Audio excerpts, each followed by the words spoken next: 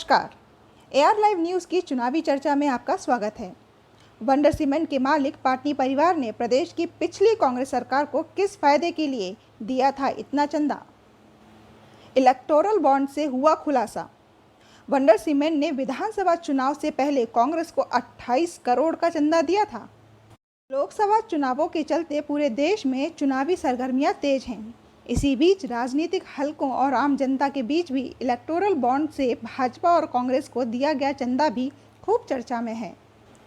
लोग इस बात में खूब रुचि ले रहे हैं कि किस कंपनी ने भाजपा को ज़्यादा चंदा दिया तो किस कंपनी ने कांग्रेस को ज़्यादा चंदा दिया और इस चंदे की एवज में कंपनियों को क्या फ़ायदे हुए।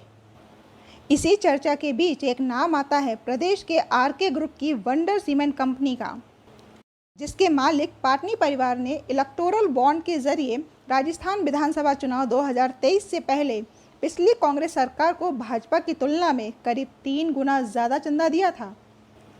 एआर लाइव न्यूज़ की संपादक लकी जैन ने जब चुनाव आयोग की वेबसाइट पर जारी हुए इलेक्टोरल बॉन्ड के आंकड़ों को खंगाला तो यह चौंकाने वाले तथ्य सामने आए।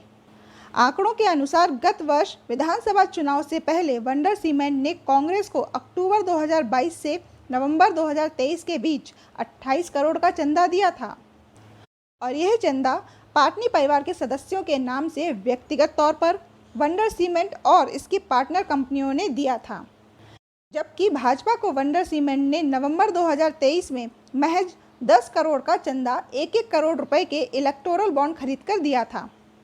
यहाँ बार बार यही सवाल उठ रहा है कि राजस्थान की पिछली कांग्रेस सरकार से आरके ग्रुप या वंडर सीमेंट को ऐसा क्या फ़ायदा मिला था कि उसने कांग्रेस को इतना ज़्यादा चंदा दिया। चंदा देने का पैटर्न भी ऐसा रखा कि आसानी से किसी की नज़र में ना आए। कांग्रेस को दिए गए चंदे का पैटर्न ऐसा कि किसी को पता ही ना चले। यहाँ एक बात और रोचक दिखाई दी। आरके ग्रुप की वंडर सीमेंट कंपनी द्वारा भाजपा और कांग्रेस को दिए गए चंदे के पैटर्न में काफ़ी अंतर नजर आया।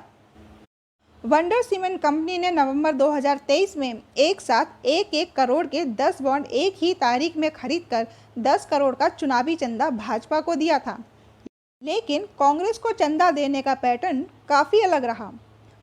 वंडर सीमेंट कंपनी के जरिए कांग्रेस को भी भाजपा के बराबर ही कुल 10 करोड़ का चंदा दिया गया, लेकिन इसके अतिरिक्त 18 करोड़ का चंदा पाटनी परिवार के सदस्यों के नाम से और वंडर सीमेंट की पार्टनर कंपनियों के नाम से अलग अलग दिया गया।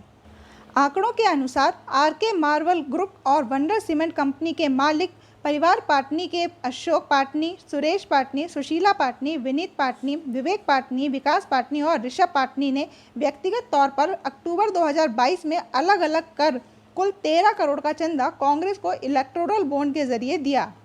इसके बाद विधानसभा चुनाव से ठीक पहले नवंबर 2023 में वंडर सीमेंट ने 1-1 करोड़ के 10 बॉन्ड खरीदकर 10 करोड़ और पार्टनर कंपनी वंडर मिनरल्स ने 3 करोड़ और वंडर मार्मो स्टोन कंपनी ने 2 करोड़ का चंदा इलेक्टोरल बॉन्ड खरीदकर कांग्रेस को दिया। इस प्रकार आरके ग्रुप के पाटनी परिवार ने व्यक्तिगत और अपनी कंपनियों के जरिए कुल 28 करोड़ रुपए का चंदा कांग्रेस को दिया। इलेक्टोरल बॉन्ड खरीदने के इस पैटर्न पर भी काफ़ी सवाल उठ रहे हैं कि आखिर क्यों पाटनी परिवार कांग्रेस को दिए गए अतिरिक्त चंदे को किसी की नज़र में आने से बचाना चाहता था।